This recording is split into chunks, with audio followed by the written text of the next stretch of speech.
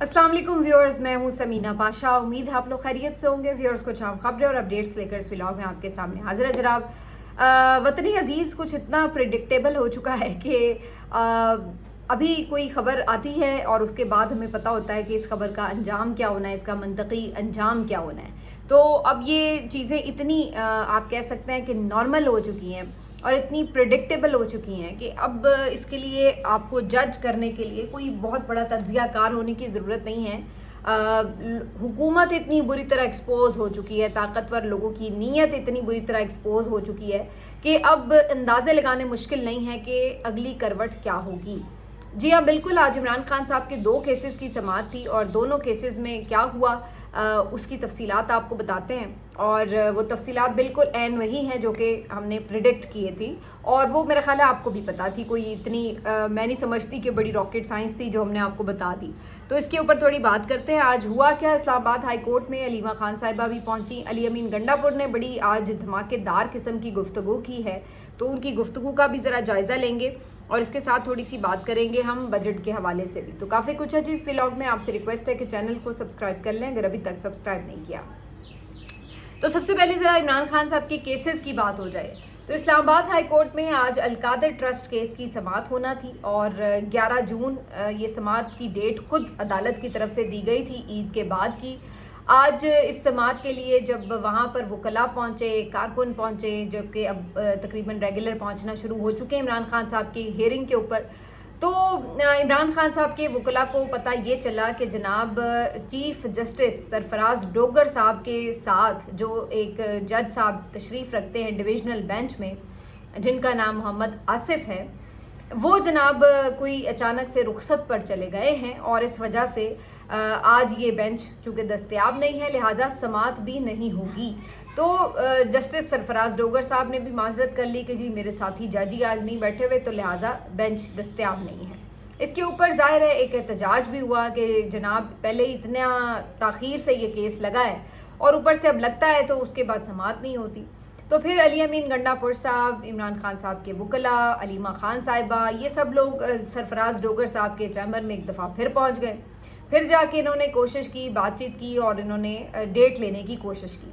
सलमान सफदर साहब का point of view ये था कि अगर ये जज साहब अभी कुछ दिन दस्तयाब नहीं है तो एक आध दिन में, कल या परसों, आप कोई भी और किसी जज के साथ एक केस का ये बेंच बनाएं और उसके बाद सुन लीजिए, क्योंकि ये कोई मेन अपील नहीं है, ये सिर्फ सज़ा मुअत्तली की अपील है। तो आप किसी भी और जज के साथ इसको सुन सकते हैं, जो भी कल अपने रेगुलर बेंचेस से फ्री हो जाए काम से, आप उसके साथ बैठ के ये केस सुन लें।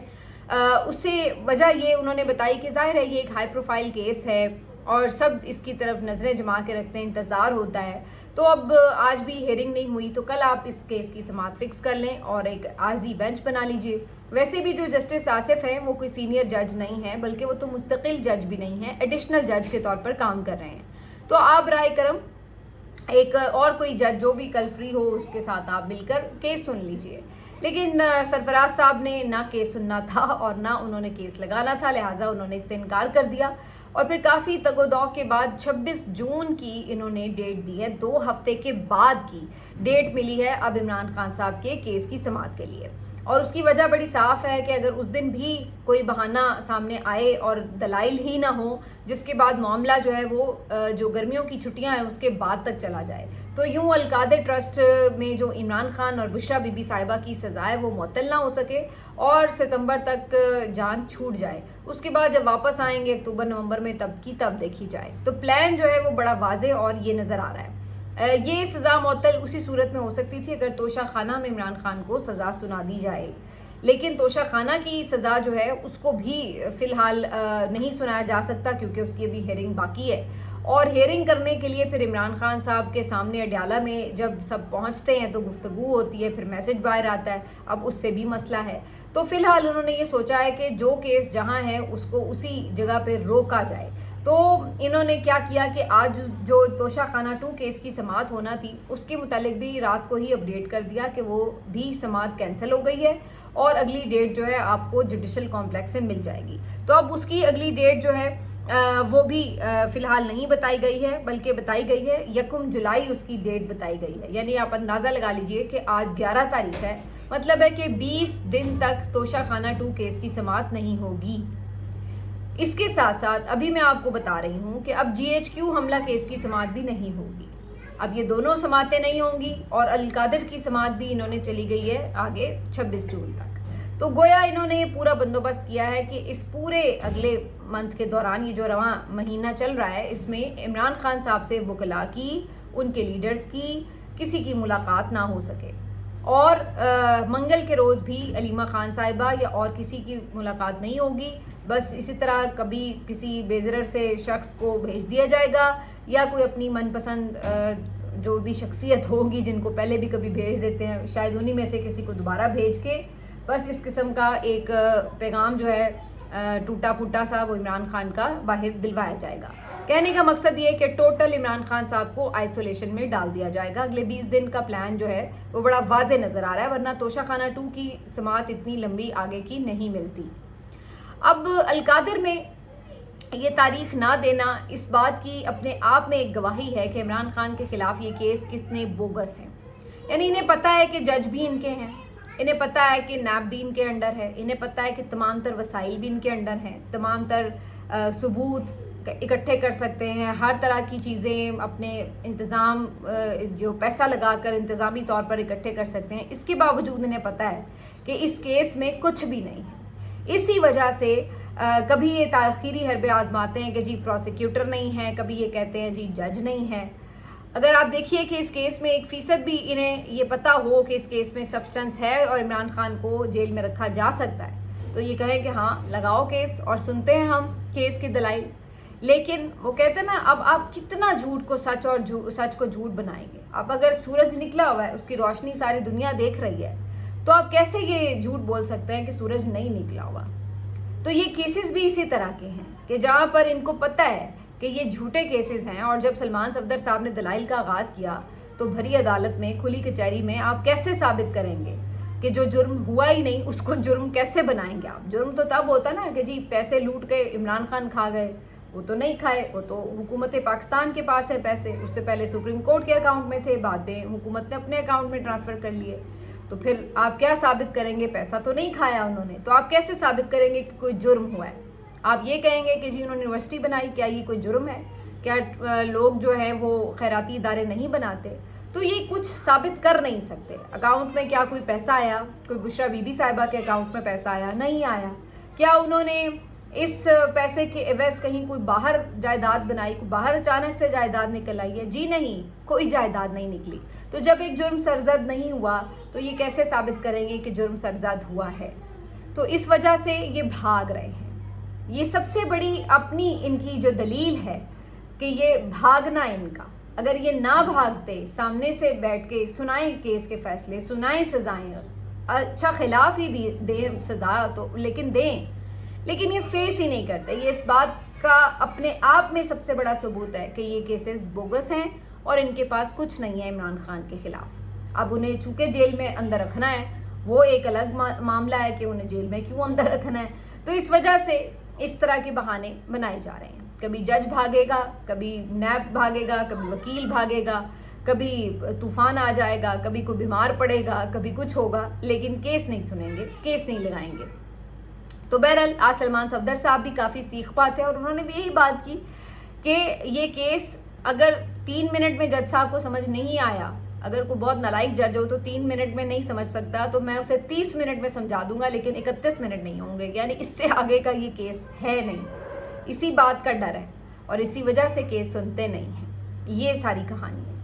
بہرحال اصل مسئلہ وہی ہے کہ عمران خان کو باہر نہیں نکلنے دینا، اور یہی وجہ ہے کہ علیمہ خان صاحبہ نے بھی آج یہی بات کی کہ ان کی نیت نہیں ہے عمران خان کو رہا کرنے کی. اور یہ ساری فضول باتیں، اگر کوئی کہتا ہے کہ خوشخبری آ رہی ہے، کوئی کہتا ہے کہ جی کوئی مذاکرات شروع ہو گئے، کسی نے کوئی پیغام بھیج دیا، تو ایسا کچھ نہیں ہے، اور یہ بات ان کی درست ہے.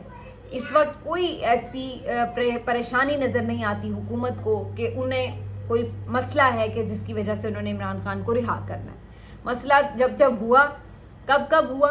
جب کوئی احتجاج کی کال ہوئی، اگر کوئی بیرونی طور پر کسی حوالے سے کوئی پریشر آیا تو ضرور ہوا کہ کچھ بات چیت ہوئی ہو، لیکن وہ پھر عمران خان نے منع کر دی معاملات، اور پھر سم ہاؤ اور دا ادر انہوں نے باقی جو پریشرز تھے ان کو اپنے طور پہ ہینڈل کر لیا. کہیں گولیاں چلا دیں، کہیں 26ویں ترمیم کر دی، کہیں کسی دوسرے ملک کو کوئی اور بزنس کا لالچ دے دیا، کچھ اور ان کو خدمات اپنی فراہم کر دی، تو کر آ کے مینج کر لیا مین وائل انہوں نے، اور وہ پریشرز ہٹ گئے. اس وقت رائٹ ناؤ اگر آپ کہیں تو کوئی پریشر نہیں ہے ان کے اوپر کہ انہوں نے عمران خان کو رہا کرنا ہے. اب پریشر کب بن سکتا ہے؟ جو اب ایک عمران خان نے ممکنہ تحریک کا اعلان کر رکھا ہے، جس کی ابھی وضع قطع اور تاریخ وغیرہ سامنے آنا باقی ہے، تو اس صورت میں اگر کوئی بڑا عوام کا ریلا نکل آتا ہے، کوئی پرابلم اس حکومت کے لیے بن جاتی ہے، تو ایک پریشر ہوگا کہ پھر سے عمران خان سے بات کرنی پڑ جائے. ادروائز اس میں کوئی اس وقت رائٹ ناؤ جب میں یہ ولاگ ریکارڈ کر رہی ہوں کوئی پریشر نہیں ہے. پہلے تو یہ چیز کنفرم ہو گئی. اسی وجہ سے علیمہ خان صاحب آج وکلا پہ بھی برسیں کہ 26ویں ترمیم کے بعد آپ نے عدلیہ کو ٹوٹلی سرنڈر کر دیا ہے. آج نہ آپ کسی وکیل کی کوئی حیثیت ہے، کیونکہ اس کے دلائل پہ تو فیصلہ ہونا نہیں، فیصلے تو کہیں اور ہونے ہیں. آج کسی جج کی کوئی حیثیت نہیں ہے، کیونکہ وہ کون سا آزاد ہے جو اپنی مرضی سے فیصلے دے رہا ہے. تو علیمہ خان صاحبہ آج وکلا تنظیموں کے اوپر بھی اسی طرح گرجی برسی کہ اگر آپ اس وقت سٹینڈ لیتے تو شاید آج آپ کے ادارے کی یہ صورتحال نہ ہوتی. آج علی امین گنڈا پور بھی آئے ہوئے تھے، باقی بھی کافی رہنما آئے ہوئے تھے، احتجاج بھی کیا، کارکن بھی پہنچے ہوئے تھے. علی امین گنڈا پور نے جو آج گفتگو کی وہ بھی بڑی دیکھنے کے لائق ہے. علی امین گنڈا پور صاحب فرماتے ہیں کہ جناب اب بہت ہو چکا، اب ہم سے برداشت نہیں ہوتا، کیس کوئی ہے نہیں، بلا وجہ جیل میں رکھا ہوا ہے. اور وہ کہتے ہیں کہ جناب ہم اب آپ کو واضح طور پر بتا دیں کہ اب ہم جو ہے صرف مزاحمت کریں گے، اور اب کی بار جو ہماری مزاحمت ہوگی وہ آپ دیکھیں گے کہ کامیاب بھی ہوگی.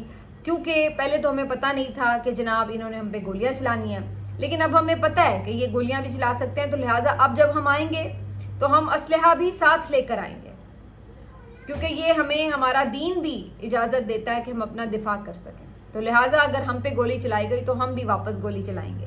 تو اب یہ آپ یاد رکھیں کہ ہم ہتھیار کے ساتھ آئیں گے، یہ میں خود آپ کو بتا رہا ہوں.